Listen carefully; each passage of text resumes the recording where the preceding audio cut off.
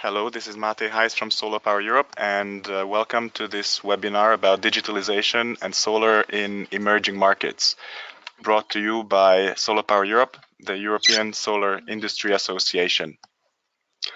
So, as said, welcome to this webinar, and as a first step, I would like to give you an introduction on the background on what we're doing in terms of emerging markets and digitalization within SolarPower Europe.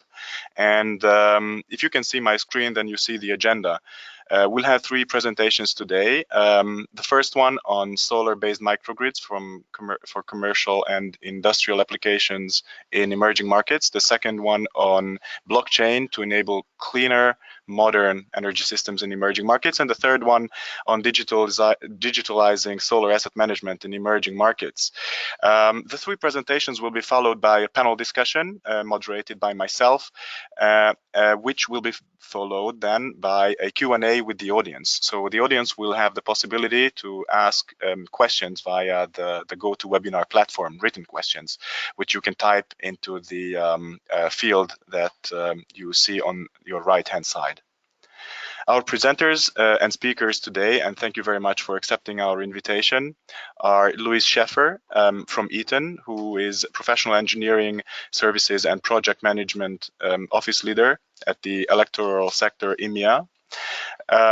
Constantinos Peonides from Alectris, Director of Alectris, and Doug Miller, Market Development Manager from the Energy Web Foundation. And so, just a very brief introduction on SolarPower Europe and our emerging markets task force and digitalization activities. SolarPower Europe is the European Solar Industry Association, which represent over 200 organizations covering the entire value chain, including module manufacturers, panel manufacturers, project developers, operation and maintenance service providers, etc. And so SolarPower Europe is also very active in neighboring segments, including digitalization, storage, etc. And we have a number of dedicated working groups, or task forces as we call them, including a dedicated task force for digitalization and solar, as well as a dedicated task force on emerging markets. And so the purpose of the first one, the Digitalization Task Force, is to promote the synergies between digitalization and solar in Europe and beyond, and all over the world. The objective of our Emerging Markets Task Force, which is leading on the topic of digitalization and emerging markets, is to create business opportunities and in general to promote the energy transition in markets outside Europe. The task force is led by Eni, the Italian company, and so on this slide you can see the members of the Emerging Markets Task Force. As you can see, we already have more than 50 members, and from these 50 members, more than 100 experts actively working on a variety of topics related to emerging markets and promoting business opportunities in emerging markets. And so on the following slide, which you can see on your screen now, you can see an overview of all the activities in our Emerging Markets Task Force, starting from reports. We're doing reports, specific market reports on countries like India, Mozambique, Myanmar, Tanzania, Tunisia, Senegal, Ivory Coast, etc. But we're also doing technical reports, and so one of the newest reports that we're planning for this year, for 2019, is a report on digitalization and solar in emerging markets. And so today's webinar is basically a sort of a kickoff event for this deliverable, which we hope to publish at the end of this year. And the purpose of this upcoming report, this report on digitalization and solar in emerging markets, is to, similar to our existing report on digitalization and solar, present innovations relevant, digital innovations relevant for emerging markets. Our Emerging Markets Task Force also engages with stakeholders. We have a number of cooperation partnerships with local organizations, such as local industry associations, as well as international organizations such as the European Commission, the IRENA, the International Renewable Energy Agency, that we cooperate with very closely to access stakeholders in these markets. In the task force, we're also looking at financing instruments, a big challenge when it comes to emerging markets and entering emerging markets. And we also have a newsletter, a dedicated emerging markets newsletter that our members can receive. In the bottom of this slide, you can see the most active members of the task force, workstream leaders. As said, the task force is led by Annie. The two vice chairs of the task force are Engie and E.ON, and Abo Wind and Vision, Finer Green, Exergy, and First Solar are also playing very active roles, leading specific deliverables within the task force. Here you can see the geographical scope of our activities. As you can see, we're already active in about a dozen countries worldwide, growing, and companies and stakeholders interested in joining this task force and growing the number of countries we're engaged in and regions are welcome to join. And so, again, our speakers, I would like to invite our first speaker, Shaffer from Eaton, to start his presentation on solar-based microgrids for commercial and industrial applications in emerging markets. Luis, thank you very much for being here, and we will give you the control over the mouse now. Okay, thank you, Máté. By the way, you guys may see two different titles for me, which is not strange because I'm holding two different jobs right now, but I'm transitioning into a new job, and for the last 5 to 8 years, I've been Distributed Energy Segment Leader. So that's why I'm speaking about this topic. I'm going to see if this thing moves forward. Let me try a page down. Hopefully it works. Yeah. Just a quick word on Eaton for people who don't know us and where I'm coming from. We're a very large company, 98,000 employees worldwide. And it's a company split into two main areas: industrial, which is around aerospace, vehicles. We're always inside, which is why our name is not always well known, but rather big company. And I'm in the electrical sector, where we're by fourth in the world on electrical. And my focus is again around Europe, Middle East, Africa. So a big profitable company who decided that microgrids is one of the key areas to grow into as we see the energy systems changing. And that's why I'm on the call. I'm not sure if maybe you can advance the slide. It didn't move for me. It says I have control, but it's not going anywhere. So just again, for electrical division, I mentioned, we focus on various segments. So data centers is one, but, industrial and commercial customers, I'm going to talk about that a lot. And being in EMEA, that means, yes, we're selling stuff in Europe and so forth, but we're also very active in the emerging markets and how we go to market with these guys. I actually cover the utility segment as well. So where I dip into industrial, commercial, residential is when it gets to energy storage and interaction with the grid. So that's all fine. Let's talk really about emerging markets and microgrids. So we see microgrids in different markets. I'll mention in a second, but why now? Why are microgrids suddenly such an important topic, and why did we decide this is really an area of focus? We've been doing them for about 10 to 12 years. They mainly were for big military or remote military applications where they just needed power surety or diesel save. But what's really happening is a drop in the cost of intermittent energy and a big growth that drives in renewables. But the other thing, and what we're talking about today, is access to power for rural communities. And hopefully the slides move forward. I don't know why it's 1 out of 2. Okay. So, so why we're on this call is because there is definitely a challenge in the emerging markets for access to energy. And actually, I'm not going to spend a lot of time. People have seen this slide many times. I'm going to go one forward if it moves. Can you advance one, please? I really like this slide because it shows Africa, which is one of the emerging markets where this is an issue, but it shows what the variation really means. When we talk about emerging markets, we tend to use a very broad term. If you look at Africa, the north of Africa has actually very good electrification. If you look at South Africa, it has pretty good electrification. If you look at the rest of Africa, you see different rates, but you also see, if you look at the urban, which is in the middle, versus the rural, you see a big gap. So what we're really talking about here when we talk about electrification is, what do the urban areas need to grow, but especially what's happening in more rural areas. So if you're a commercial or industrial building that needs to be not just in a city, this is really a struggle. This is absolutely needed for economic development, and I think that's very clear that there's a direct correlation between energy and economic development. Next slide, please. Won't move for me. So the other thing that we're seeing, though, and I can only speak really for EMEA because that's my focus area, and here I'm showing South Africa, for example, but we see this at all the markets, that the average electricity prices are growing. And the main reason for that is a lot of the electricity that is in place is from older systems that need more and more maintenance. They're harder to maintain, but also the grids themselves. The grid cost is quite high.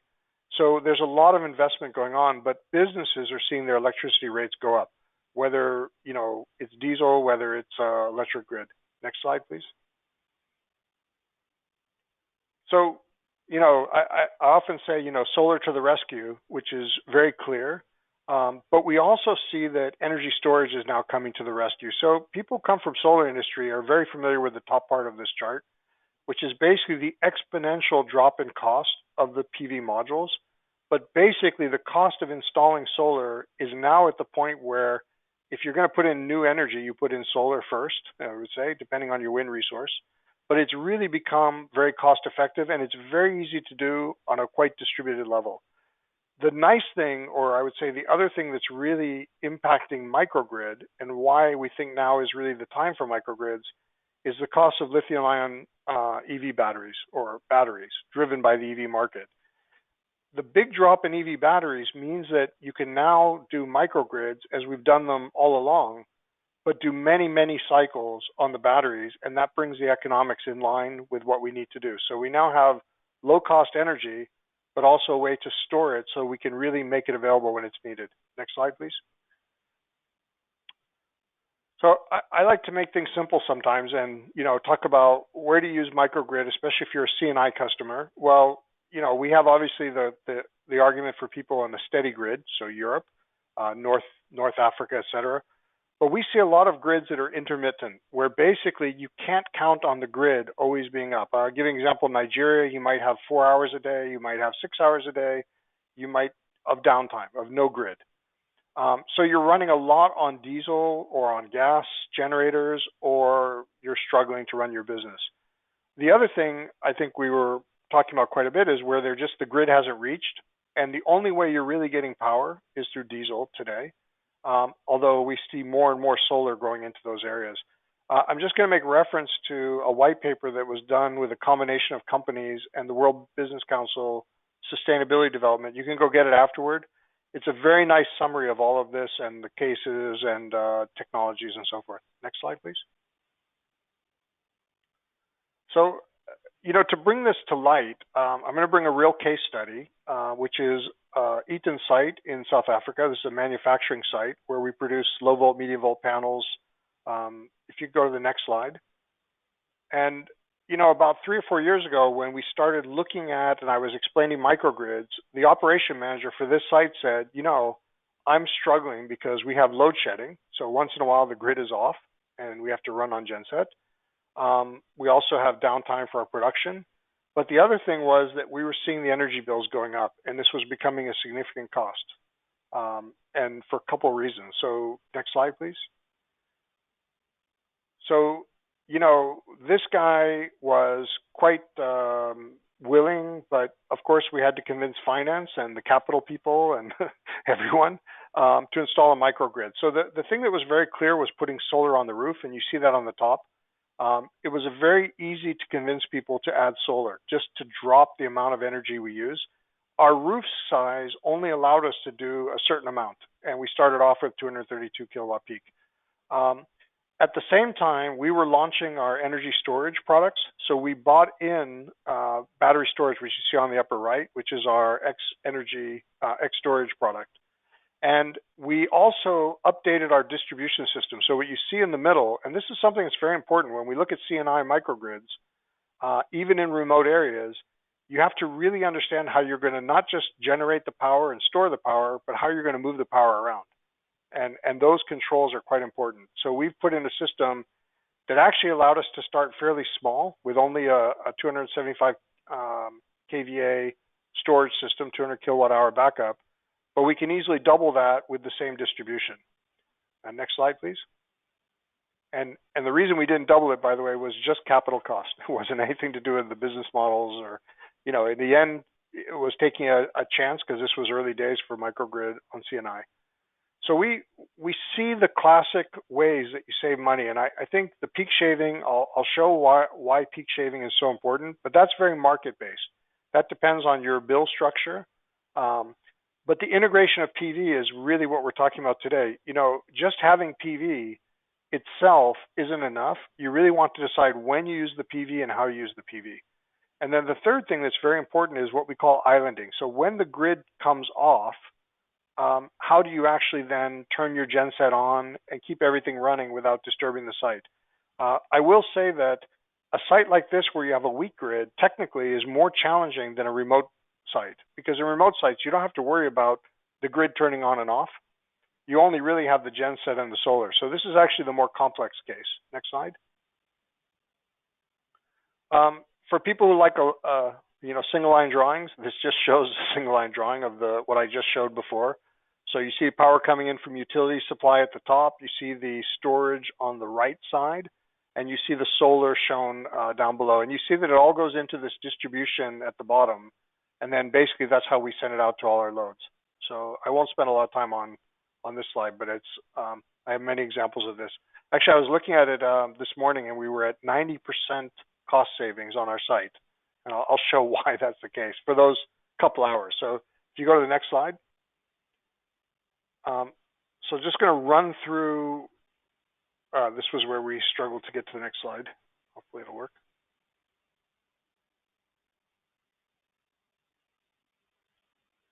I don't know what's on that slide, but it's tricky. Yes, if you can come back up on, perfect. So I'm just going to go very quickly through these value streams, but these are real examples when we were running over the year. So here you see a case where we had a two-hour utility outage. And basically we turned on the genset, and obviously had the solar running. So we used less diesel than we would, but we also avoided production outage. Next slide. The other thing that we always like to show is anytime we're discharging from the battery, and by the way, you see on the very left, you actually see when we're charging the battery, it's costing us some money because we charge at night, charge the battery up. I'll show why in a minute.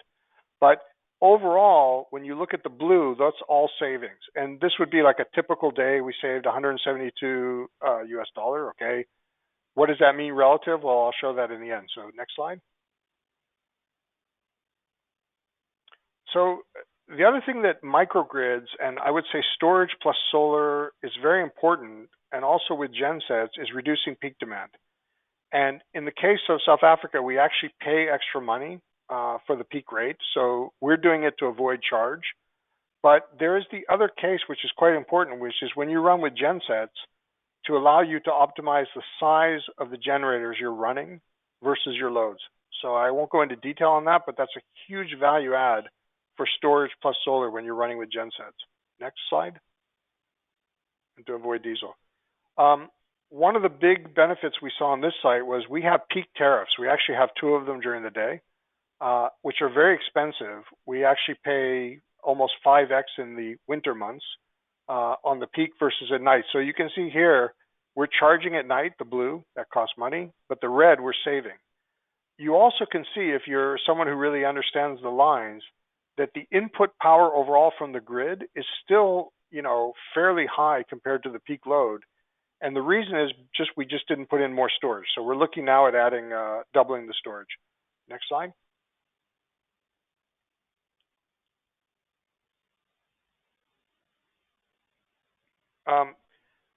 there is also, and this is very important when we look at microgrids and why it's important, especially in these markets, is because you don't know what you're going to face in the emerging markets. So in the case of this region, of this specific utility, we are not allowed to inject PV power back to the grid.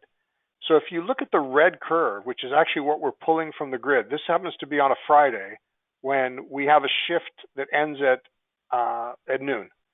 So you see our demand dropping. The red curve is dropping a lot around noon, but we still need to keep some supply from the grid, and we still have solar. So we're basically charging the battery, which is the blue at the bottom. And when the batteries get full, we actually lower the solar amount. So what we're doing there is we're just making sure we never inject power back into the grid, because they don't want any solar injected to the grid. You see markets where it's the exact opposite, where they want you to optimize what you inject into the grid at certain times of day. So this is the advantage of microgrids and controls. You really decide what you do with the PV at any given time. Next slide, please. So what does it mean? I won't spend forever on this slide. If you look on the bottom, you kind of see how much we pull from the utility versus the overall demand, so what the microgrid supplies. But if you look at the bar chart on the right, what you really see is the cost avoidance we've had. So the bottom bars, the red, the green, the yellow, the purple, the blue, that is either energy saving, or actually at night we pay slightly more because we charge batteries at night. That's our cost saving, purely electric bill. But we've had actually more in the last 12 months, we had more load shedding than we had forecast, and we were able to keep our site running and lower the diesel. So we basically have seen about a 56% reduced cost of operation this year. So our original rough model was 5.5 to 6 years. 5.5 years we would have a payback. We now think it's around 4, and if the load shedding continues, it'll be faster. Next slide. So I won't re-stress the points here. I think they were fairly clear, but solar-based microgrids and having the storage is really value added, because you really offset the cost of diesel, especially diesel gensets, but also you're allowed to run your site. So it's really this resiliency and optimizing PV that are the two benefits, which lowers the overall cost and lets you keep running your business. And there's one more summary slide, which kind of repeats everything I've said, so I won't go into it a lot, but we see this market growing. And if you drop one more slide, it'll just show some reference links you can go to look at, what microgrids are. This specific site that I was showing, there's actually a nice video on it. And then if you want to see anything about energy storage, you can go onto the xStorage site. Thank you. Thank you very much, Luis, for this very interesting and comprehensive presentation about Eaton's microgrid solutions, and also explaining why and how microgrids can help sustain stability for C&I and also reduce costs. Very interesting. So let's move on to the next presentation, and after all three presentations, we'll have a short discussion and the possibility to ask questions. Doug Miller from the Energy Web Foundation. I will give you the control over the mouse. Great. And can you hear me okay? And here you go. Yeah, we can hear you. Wonderful. Well, good afternoon, everyone, and it's nice to meet you over webinar. This is Doug Miller here, Market Development Manager from the Energy Web Foundation. My goal for the conversation today is to make clear to the group why industry, policymakers, and investors have a great opportunity with the Paris Agreement to help scale adoption of clean energy, including solar, in emerging markets, where in terms of where the Energy Web Foundation sits, we believe that blockchain applications that align with business and regulatory needs and that leverage smart devices can deliver significant value across a range of applications in the energy sector, and that we think we can leverage these types of blockchain-based applications, again, in combination with smart technologies, to unlock more financing and projects in emerging markets across the globe.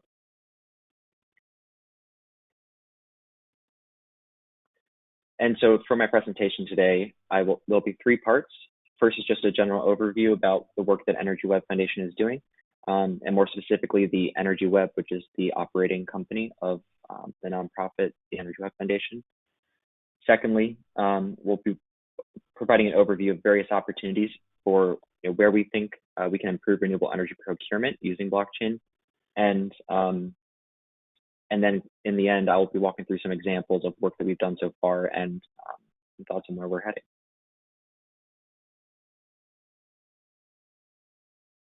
So when Energy Web Foundation got started about 2 years ago, there was essentially it was a bunch of folks with deep expertise in the energy sector, where it's become clear that there are a number of trends in the market, from changes in policy, from growing demand among corporations for renewable energy, to technology trends, that we're working toward a future that is fundamentally different from the way that the energy system has worked to date, where historically the energy systems, especially in legacy markets, have operated where there are large single sources of energy production, of course, largely fossil-based production, and that on the other side, we've had fixed energy demand.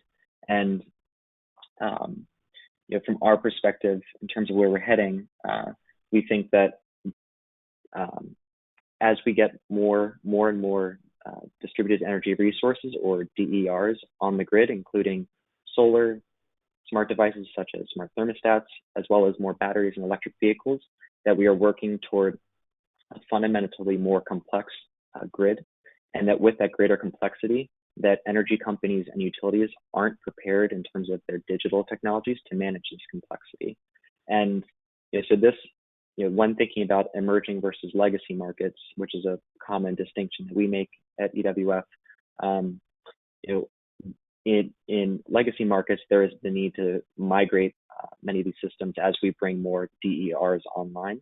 On the opposite side, in emerging markets, we think there's an opportunity to essentially establish a leapfrog solution, where in places where the grid infrastructure isn't as robust yet, we can design it in a better way from the very beginning.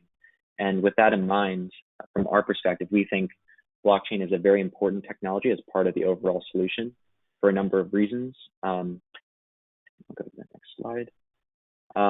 Where essentially, as we implement a more complex grid, we think blockchain is critical for doing two main things: essentially establishing agreement about what's going on in the network, in terms of all the different devices that are participating, and in terms of executing various commands based on scenarios that arise from everything from what happens if it's more cloudy than we were expecting, so there's less solar output, to what if there's a spike in demand for whatever reason, how do we respond to these different scenarios? And with blockchain being a distributed network that allows for essentially different devices to know and respond to scenarios that arise based on pre-programmed rules, we think that this makes the job of utilities and energy companies much easier as we bring more of these devices online.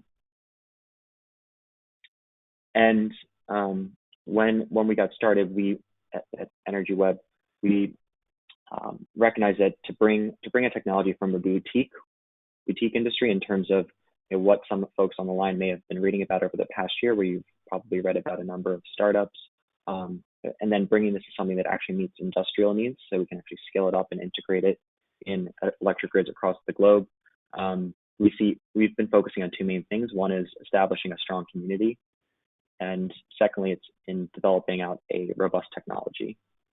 And I'll just provide some details about that. So right now, the Energy Web represents the largest network of players in this space, with over 100 companies who have paid to join to help fund the development of the technology itself, and inform and help test the different technologies that we're developing. In terms of the tech itself, there's not time today to go into how blockchain works, but we have a lot of materials on our website that you're free to reference. Energy Web is developing essentially the two pieces in the middle of the screen here, the purple and green layers, where on the very bottom gray layer, that's a representation of the physical world, the solar panels, the wind turbines, the electric vehicles, batteries, and so on. And then on the very top, the top gray item there, that's that's a representation of the different applications that a consumer may use, or that a utility or energy company may develop and offer to their customers, where the Energy Web's work is focused on establishing the link between the physical world and the digital world, and then creating infrastructure and software development toolkits to help people build applications where in the end, there's a global and open framework for connecting devices, no matter where they are or what type of device they are, and then allowing people to build applications that deliver value and solve problems that we haven't been able to before. And in terms of some of the focus areas of the different software development toolkits that more or less give people a running head start with developing their own applications. My role in the team is focused on Energy Web Origin, which is a set of toolkits for building out tracking systems and trading systems for energy attribute certificates, such as guarantees of origin or international RECs, IRECs. We also have various open source toolkits for connecting devices to the Energy Web blockchain called Energy Web Link, and then some other exciting emerging tools for managing greater flexibility on grid so that we can actually work toward more transactive energy systems. So when we think about the specific case, I think particularly relevant for this audience about renewable energy procurement, this may be not new information at the beginning here to folks on the line, but at Energy Web Foundation, when we think about the opportunity to offer new technologies for renewable energy markets, we think about things in a couple of ways. Where first, in addition to the point I made earlier about emerging versus legacy markets, we also think about markets in terms of whether they're compliance markets, essentially meeting the needs of existing policies that a government may have, for say the year 2030 or 2050, and tracking progress toward that, versus voluntary markets in terms of corporations, for example, who have renewable energy targets, including those like the Renewable Energy Buyers Alliance, REBA, and the RE100 group of buyers representing buyers with 100% renewable energy goals. We also distinguish solutions in terms of whether they're bundled or unbundled, meaning is an electricity sale happening together with or separate from a purchase of an environmental claims, or these certificates that people procure to prove their environmental claims. Also, in terms of our research of thinking about the specific use case of bringing blockchain to these certificate markets across the globe, our estimates are that roughly 1 billion, probably close to 1.2 or 1.3 billion certificates are currently traded annually, where from our perspective, there are opportunities to reduce the costs associated with those transactions, as well as help grow this market. But as you can see here, the emerging markets are relatively immature in terms of their size, where our goal is to develop a technology that can help grow some international standards such as the IREC and others for trading, to provide a critical digital proof to most especially voluntary buyers, so the corporations who have targets and have operations in some of these countries, but to date have had difficulty procuring renewables. So, I think all of us are excited to see the continued progress and reports saying how renewable energy markets continue to grow across the globe, including solar and wind in particular, as well as exciting developments for electric vehicles and batteries. However, we still do think at Energy Web Foundation that there are essentially the existing technologies used to facilitate transactions in this space hinder development. What I mean by that is, from our perspective, because the technologies we have in place require duplicative processes where people have to go through submitting documents in a couple of different ways. There are long lag times that ultimately, and also through the complexity of the transactions and the processes involved, that we ultimately limit the market to those who have advanced sustainability teams, to those who can afford brokers, and also creating a dependency on third parties to manage this complexity for buyers and sellers of renewable energy. And so from our perspective, we want to develop a user experience that's more like when you or I might book a hotel or book a flight, where you can refine the results based on your needs and find the option that works best for you and make that procurement happen in a more direct way. And with what essentially with what we are developing, we're hoping to tackle each of these unmet needs listed here. Just to flag a couple, from our perspective, we want to offer a technology that reduces dependencies on third parties who charge a fee to provide, for the services they provide. And we want to reduce those costs by offering technology that where you don't necessarily have to depend on that third party. In addition, in terms of emerging markets, we want to create the ability, and we have this is possible in our in the technology we're offering right now, to aggregate smaller production and smaller demand, meaning actually pool together the production from smaller solar assets and allow for those to be lumped together and sold at the 1 megawatt-hour scale. We also are really excited about the ability to create interoperable solutions that, for example, as we see growth across the globe in electric vehicles, that when an EV owner plugs in their car, that it leads to an automatic purchase of renewable energy.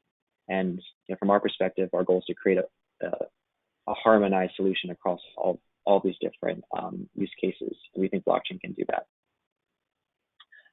Recognizing the time, I'll go through this super quickly, but this is just a summary of, from our perspective of how and why the process of currently buying renewable energy certificates is confusing. In brief, there are multiple steps with multiple actors. Essentially, this whole system has been put in place simply to prove that somebody did buy what they thought they bought. And we think we can deliver this through a technology where, because of the nature of blockchain and everybody looking at the same screen, more or less, that we can completely change the way that this process works. There's a dramatic effect there. In terms of other examples, in terms of the user experience specifically, we think that, and I think most folks would agree, the user experience of existing platforms is extremely outdated, and we think that this creates a barrier where people spend more time than they should trying to prove that they bought what they thought they bought or sold what they thought they sold. And we want to make a simpler, more user-friendly and modern user experience that also provides some of the benefits I mentioned before.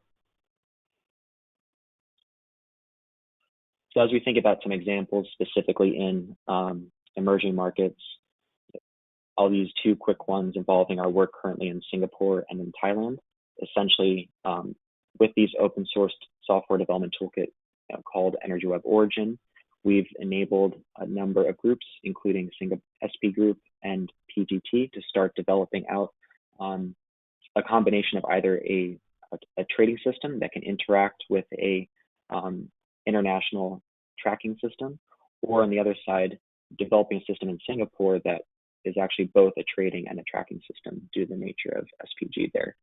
And I think this is an example where there hasn't to date been robust systems for trading and tracking renewable energy in those markets. And like other emerging markets, this is an example we are really working with partners there to provide a leapfrog solution where, rather than repeating the technology services that create a number of issues in existing markets in the US and EU, to develop something that's cutting edge from day one. Just a brief note about the most recent release of Energy Web Origin. As I mentioned before, our work is open source. So what this means in practice is that we share the actual code, and that means that other people can build applications of their own. So there is a link provided here at the top of the page where you can see the actual the programming language behind this latest release, where people can use that to build applications for certificate of origin markets, where we offer it in the form of a modular structure, where if people want to build any or all in terms of combination of these different modules, they can, from everything from a way to establish accounts for users and assets to enabling the tracking of the green attributes associated with each kilowatt hour, transferring those between parties, and creating reports associated with those, as well as the use case I mentioned before about electric vehicles. I guess one or two more slides just to come to a close. We have run a couple of tests already. This is just an image from a showcase from last year where this was in an existing market, but we've also run some more recent ones in emerging markets, where in this case, what we showcased was Microsoft establishing that they wanted to buy 10 megawatt hours of renewable energy each day. And then based on a renewable energy asset being connected from ENGIE in France, this was transferred automatically between ENGIE and Microsoft every day over the course of a few weeks. And in terms of transparency, at the very bottom, it's very faint in terms of color here, but essentially there's a immutable reference that, in this case, Microsoft or ENGIE could use in the future to say that this transaction did in fact happen. And so this is one way to simplify the process. And we've run a number of other examples. I won't go through these in detail, but we've looked at tests both of unbundled certificate of origin purchases in a number of contexts, as well as automating purchases of renewable energy based on the demands logged by meters in a house, where based on the meters in the house or office, based on that volume, it dictates the transfer of from the seller to the buyer. We've also looked at use cases involving batteries to track renewable energy stored in a battery and injected into grids, as well as automating renewable energy purchases associated with electric vehicle charges. Last slide here. We're very excited about working with various industry actors, and there are a number of ways for folks to get directly involved with Energy Web Origins development and testing it, as well as more widely with the Energy Web network itself. And happy to answer questions later during this call about any of this. Thank you. Thank you very much, Doug, for this very interesting presentation about the potentials of blockchain technology and specifically your platform to promote the energy transition and especially distributed solutions in emerging markets, but also in legacy markets, as you call them. I'm already looking forward to the discussion about this after the third presentation from Constantinos Peonides from Alectris, who will be talking about digitalization in the field of asset management. Now, Constantinos, I will give you the presenter's rights, and it seems that your slides have been messed up a little bit. Please excuse this. Here you go. It's okay. Yeah. Thank you, Máté. Good afternoon, everyone. My name is Constantinos, director at Alectris. Very briefly about Alectris, we I would say offer the whole, or we try to offer the whole array of services, from monitoring to operations and maintenance to asset management to new technologies to the global market. We've been active in emerging markets or in Asia in general for the last almost 2 years, and I will talk more, I would say, about the operational phase of PV plants and what we see and what needs to be done in emerging markets to optimize the operations. Starting from the facts, and I think that all of us will agree that renewables will continue growing. There are many ways to grow your renewable energy business. Purchasing older plants, building new plants, developing new plants, hiring more people to manage these plants, maybe using technology to manage the expanded portfolio. Asset management and operations and maintenance have changed significantly in the last decade. I believe that both these services or offerings are becoming more and more demanding. There are new regulations everywhere, and the market, let's face it, it's becoming more, it's becoming global. So offering or managing these services is becoming more and more, I would say, demanding. Distributed energy is going to see a tremendous growth. We've already witnessing this growth in developing countries, but we've also seen a few let's say examples in Asia and especially India.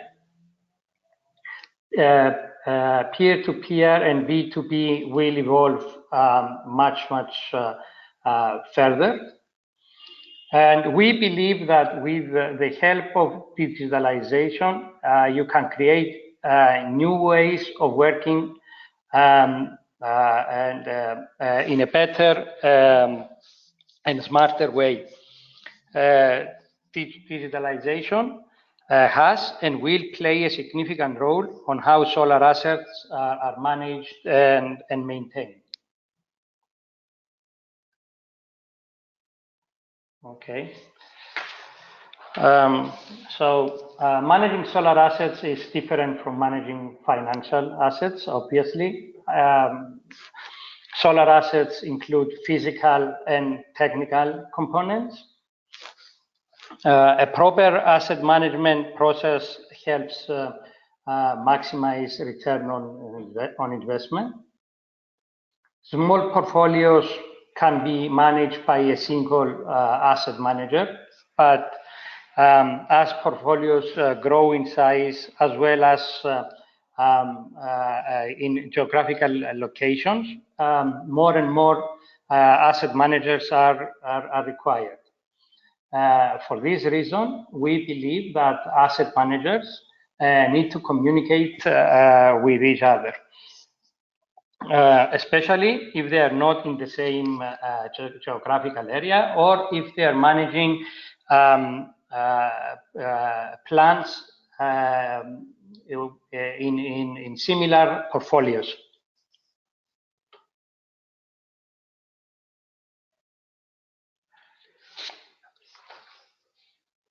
Going forward, we believe that companies that will prevail at the end of the day need to eliminate waste to remain competitive. Leaner and smaller teams equipped with the right tools and processes will prevail.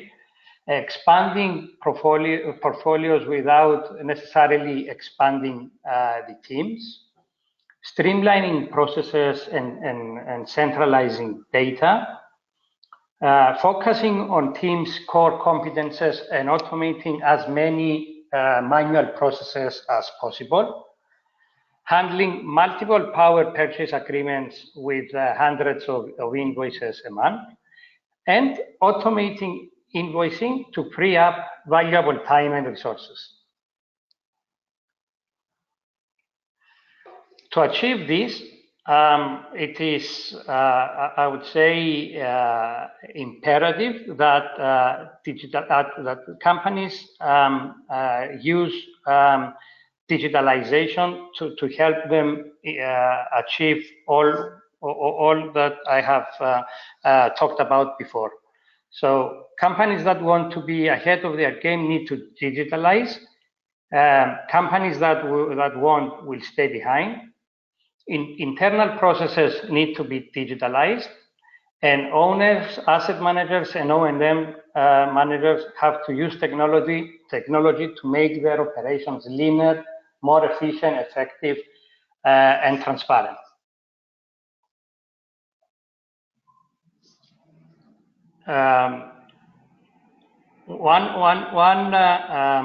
As discussed before, one aspect of managing the solar plan or a portfolio is, of course, asset management. And what we believe asset management needs to consist of so that it's effective and efficient It's accounting and finance, technical management, planning and control, risk management, administration, and contracts management.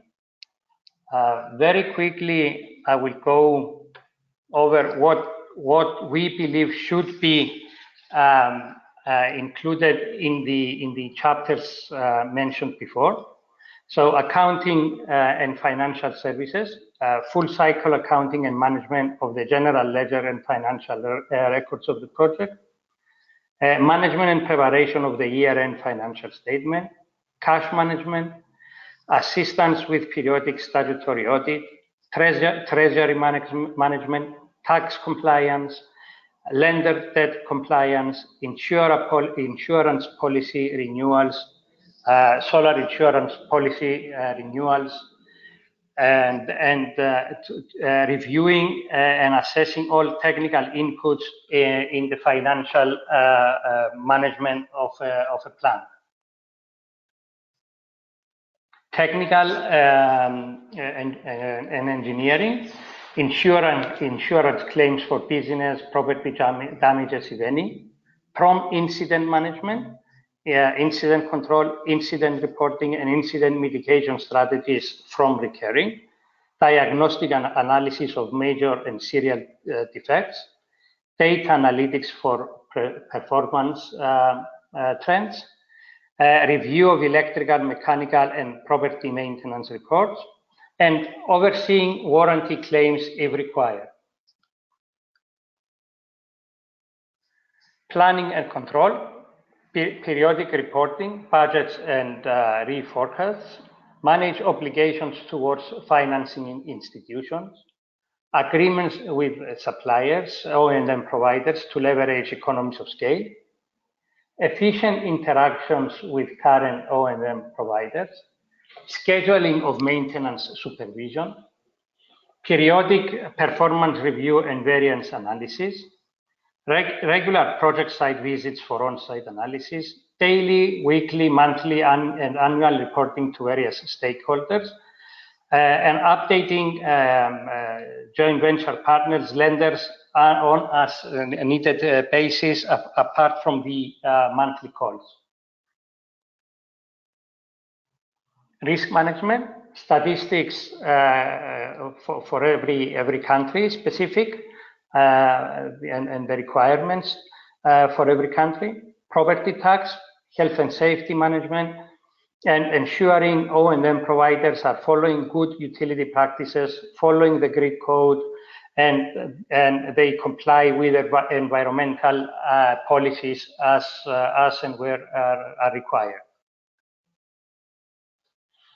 Administrative and contracts management, so managing the SPV, management of secretarial activities, and contract management, which includes monitoring of the O&M provider, daily monitoring of project performance, weekly, monthly calls with all the stakeholders, validating invoices as per the contract, and constantly monitoring the deliverables of the O&M provider.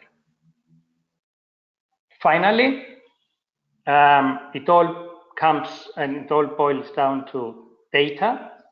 That's why we believe that all the processes that I have mentioned before need to be digitalized, and we need to have a data acquisition system, data storage system, and reporting on KPIs, alerts, incidents, and costs.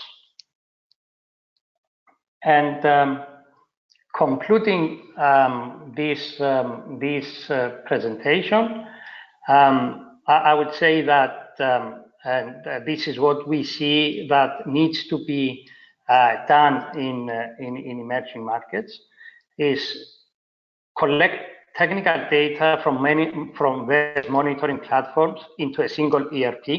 As I've talked in the beginning, while you're growing your portfolio, you might be buying older plants, integrating new plants. So you need to integrate the different, let's say, monitoring platforms available in each plant into a single solution. Digitalize and centralize all the operational and financial data into a single ERP. All the activities that we see need to be present to provide the correct asset management service to portfolios. So you need to digitalize all these activities, integrate the technical and the operational data together, create meaningful reports, and share these reports with all the stakeholders. If we manage to do that, I'm sure that plants will operate more effectively and more efficiently, and we will definitely be able to increase return on investment. Thank you very much. Thank you very much, Constantinos, for this overview presentation about asset management and digital solutions for the implementation of asset management activities. And so thank you also to the other speakers.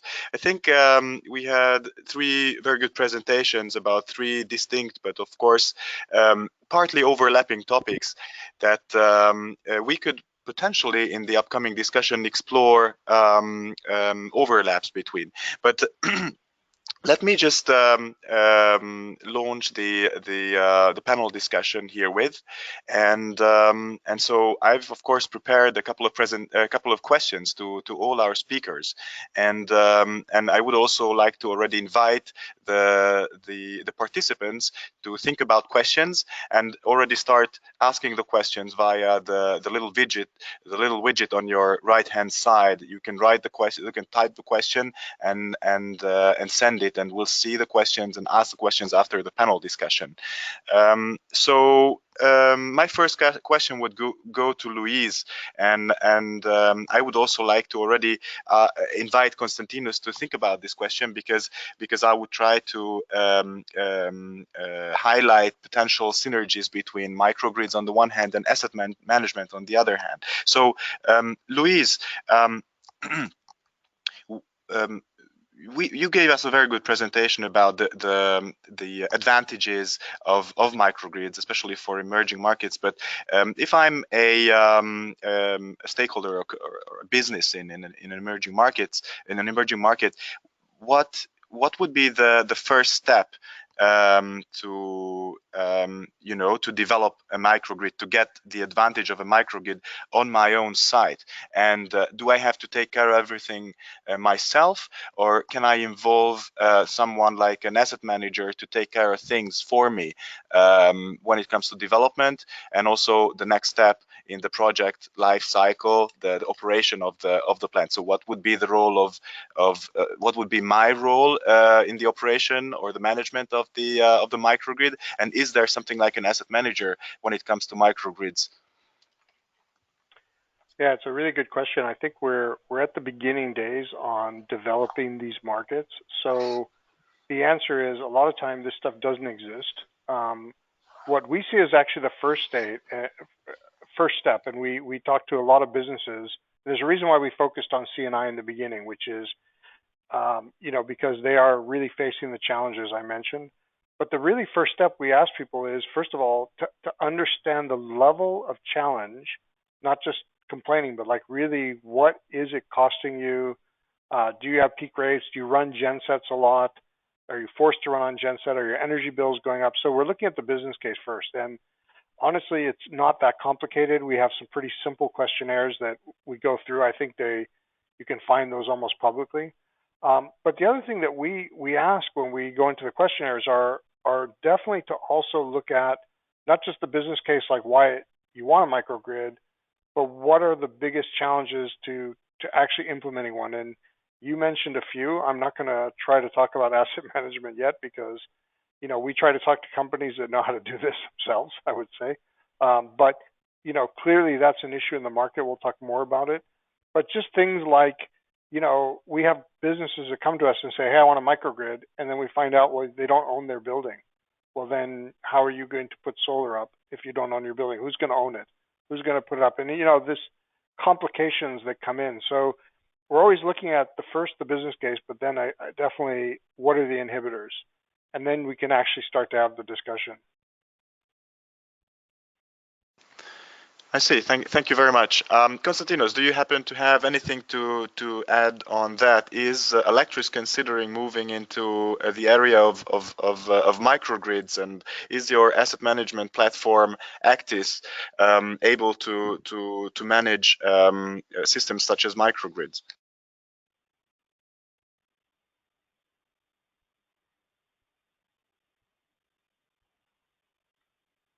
Constantinos, I think you are muted.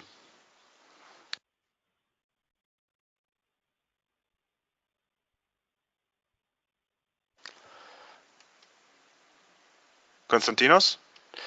Okay, no problem. Constantinos seems to be back. Constantinos? Okay. I was trying to unmute myself, but it was saying that I was muted by the organizer. Anyway, yeah, I mean, taking on from where Luis left it at, definitely it's something that we see evolving, and it's a market that it's growing a lot. And yes, already the platform can support various, I would say, most of the functionalities that I've mentioned before, and especially if we're talking about microgrids, and we need to buy and sell energy and issue invoices to the various participants.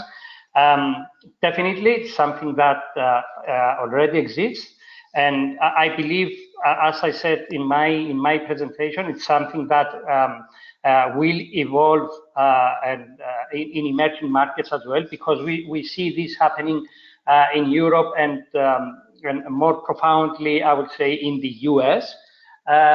So it's definitely something that will move into Asia, into emerging markets in more general. So yes, it's something that it's there. It's a functionality that we've been working on for quite some time now. And regarding your question, Máté, as far as an asset management or an asset manager, if it's going to be needed, I believe that definitely an asset manager is needed to manage and control all these different microgrids, let's say, that belong to a common portfolio. But on the other hand, you need the digital tools to be effective and to manage all these activities, on time and correctly, I would say. Thank you, Constantinos. And so now I'm turning to Doug from the Energy Web Foundation to ask you, Doug, how energy companies such as Eaton, for example, or Alectris, or startups can use your open source blockchain technology to build their own commercial solutions. So, for example, if Luis contacted you after today's webinar to tell you, hey, we want to move to a blockchain basis in some of our microgrids, what would be your advice to him? Yeah. Thanks for the question. I mean, I think there's generally two directions that folks on the line, including Luis, could go. Where one is to actually join the Energy Web network, and so we offer a subscription which contains a combination of materials to help bring people up to speed to how the technology works, provide access to how other companies in the network are using blockchain, and access to things like in-person convenings and so forth. Where that's one option. Another sort of related to that is, for any company that's smaller that would be considered a startup, there is an option to pursue what we call our channel partner program, which is a way,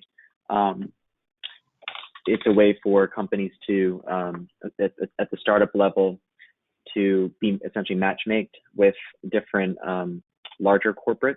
So if you are a startup, the ability to partner up with one of our corporate members, in collaboration through us, that's another route. And then thirdly, we do provide direct support. So if somebody on the line wanted to actually build a proof of concept and then take it to the next level, that's something we can also build. So those are the main options, in addition to all the open resources we already have on our website, on GitHub, and so forth.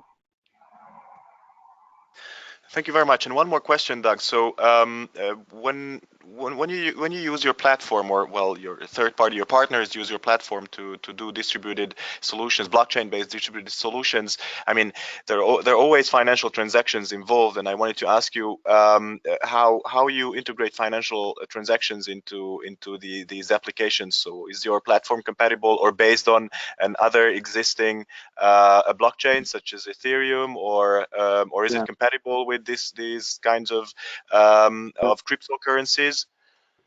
Yep, that's a great question. So in terms of where we are, the Energy Web chain itself goes live in the next few months, so by the summer. And the commercial transaction piece is one of the last components to actually be added to it, because right now we've been in a test network phase for the past 2 years. And we've made sure that what we're building is compatible with a couple of with various cryptocurrencies in terms of payments. So it is certainly compatible with Ether in terms of being able to use it. So folks who have done things on the Ethereum blockchain could certainly do what they've done and bring it over. We've been looking at a lot of ways to establish bridges, as they're called, between different blockchains to support interoperability where possible.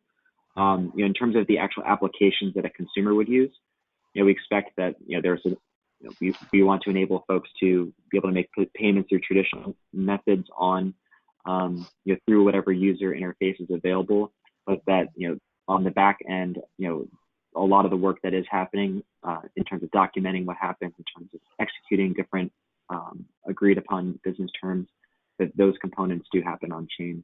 But in brief, again, we want to be able to support various types of transaction areas, and certainly want to be interoperable with a number of different approaches that are out there already. Thanks a lot. So my next question, I suppose, is aimed at all three speakers, and so it is: how do you think SolarPower Europe can contribute to creating business opportunities in the field of digitalization and solar in emerging markets in particular for our members, but in general also, and thereby to promote the energy transition in emerging markets? So I mean, in my introduction, I talked about our Emerging Markets Task Force, Digitalisation Task Force, the fact that we collaborate with the European Commission, IRENA, and also local organizations. But what specific activities and actions do you think SolarPower Europe, as the European Solar Industry Association, could take to promote digitalization and solar in emerging markets? Sure, I can offer a quick response to start, get the conversation going. I think for one, we're some participants in our network are manufacturers, and one thing we're encouraging them to do is to consider essentially future-proofing solar products, so that they can ultimately interact with open source platforms like the Energy Web blockchain. And so it's essentially as easy as possible for different participants to have a secure link between their assets and the digital realm. So that's one consideration. I think also, practically speaking, we'd love to have even more solar power companies provide their input about what their needs are, as groups like Energy Web Foundation develop open standards. And so, certainly love to have more conversations with folks after this presentation today about that. Thanks a lot, Doug. Luis, Constantinos, do you have any views on this question? Yeah, I would say, Máté, I mean, we've discussed this quite a few times. I believe we need to, and as we do in other task force groups as well, we need to organize more, let's say, webinars or even actual, presenting, taking part in conferences and talking about the best practices and how let's say the developing work or the developed work is tackling the new era and the problems that we are all facing as the market gets more and more mature. So I think, yeah, I mean, delegations from different parts of the world or from the European Union visiting emerging markets. All these activities, I think, they will help. They will help mature the markets more quickly. Thank you, Yeah, Máté, Constantinos. I would definitely say, first of all, I think definitely we appreciate very much what SolarPower is doing. And I think you're bringing the right actors into the discussion. The area that we see is really needed now is to move from having the right players to really having the right, I would almost call it, strategy and plan. And what I would say by that is, we know, again, companies like ourselves, we're good at making things and delivering a solution. I mean, a solution meaning the technical solution. Then you have people like you've heard on the phone who are very good at how we can make that transactions happen, how we can manage the asset.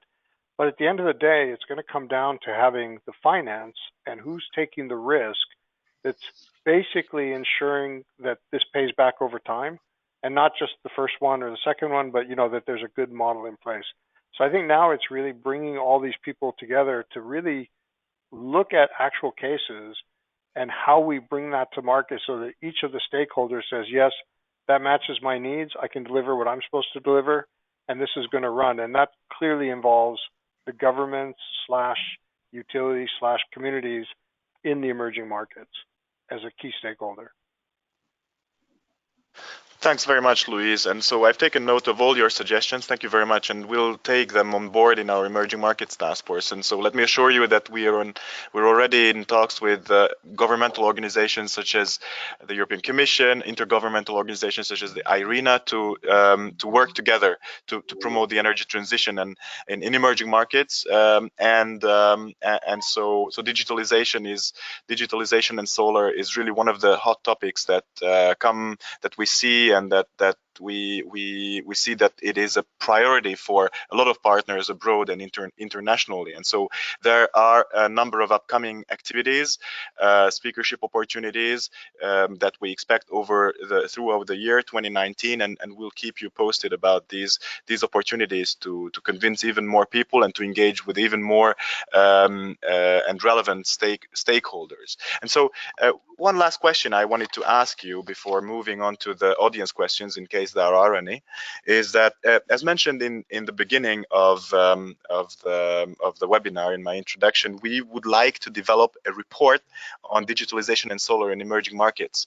And so what do you think are the key categories or types of digital solutions that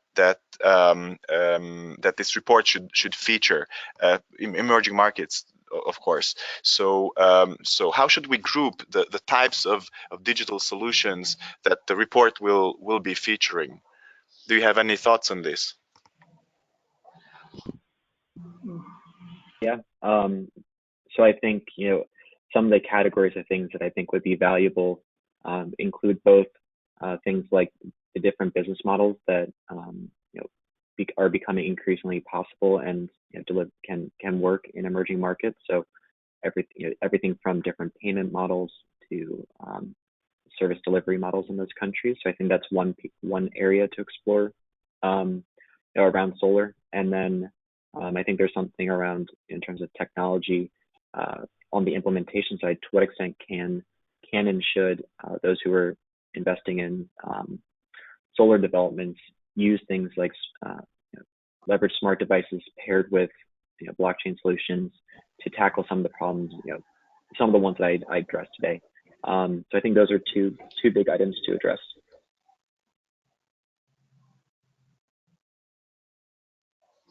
Yeah, Thank you, I Doug. can't say I'm an expert on digitalization overall, but it's clear to me what we see working, and this is a real success story, is how people have been able to connect up very simple metering and billing systems back into more centralized systems to control them. So, I look at it on the one side.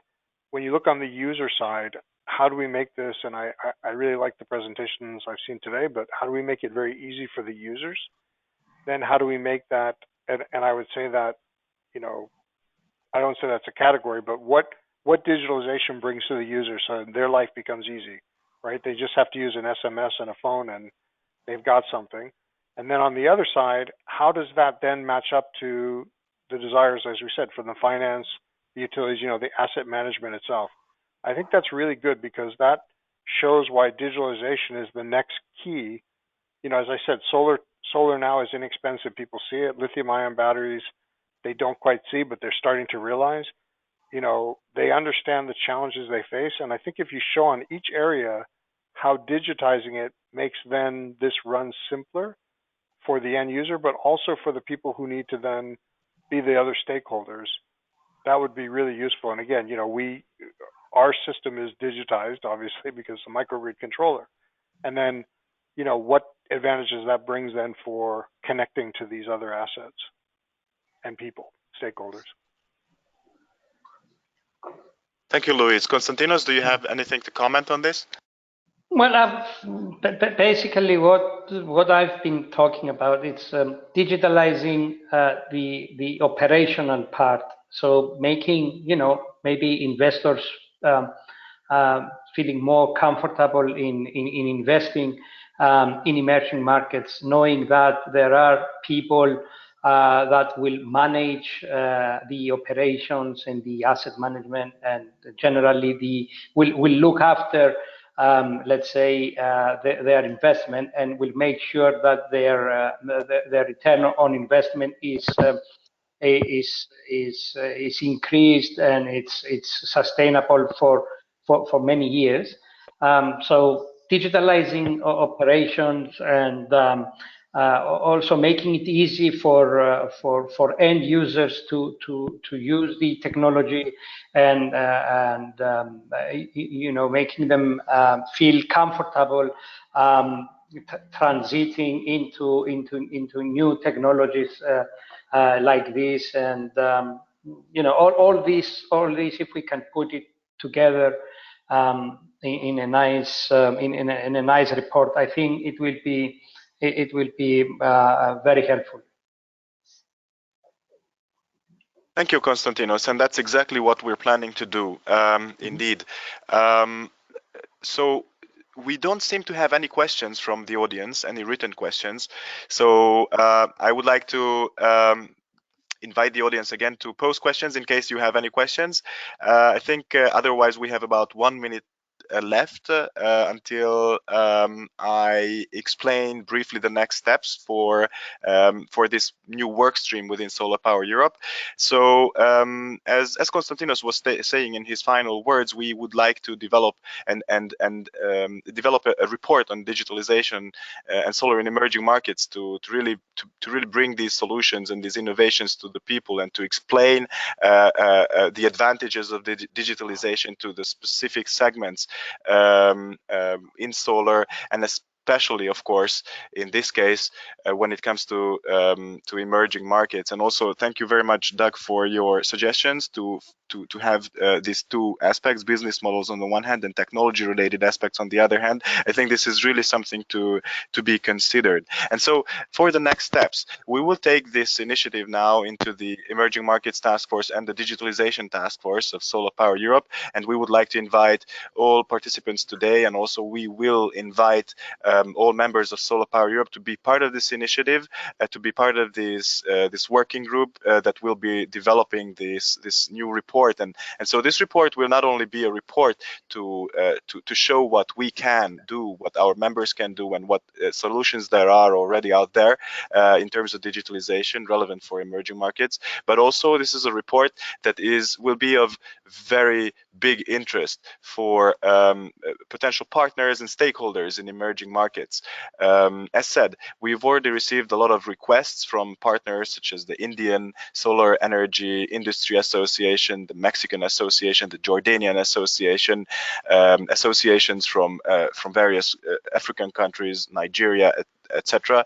They are interested in learning about the European experience with digitalization and solutions our member companies can offer in terms of digitalization. And so this report is something that we will be showing to them, and this report is also something that will allow us to organize events, to talk about the case studies, the solutions, the innovations featured in the report in various workshops, conferences organized by our partners, by international development actors in countries in Africa, Asia, South America, all over the world. And so of course authors of the report will have a preferred, a beneficial possibility to talk about the various innovations featured in the report, and so we will really be using this report to show what there is and to promote digitalization and solar in emerging countries. And so this much as a final word, and there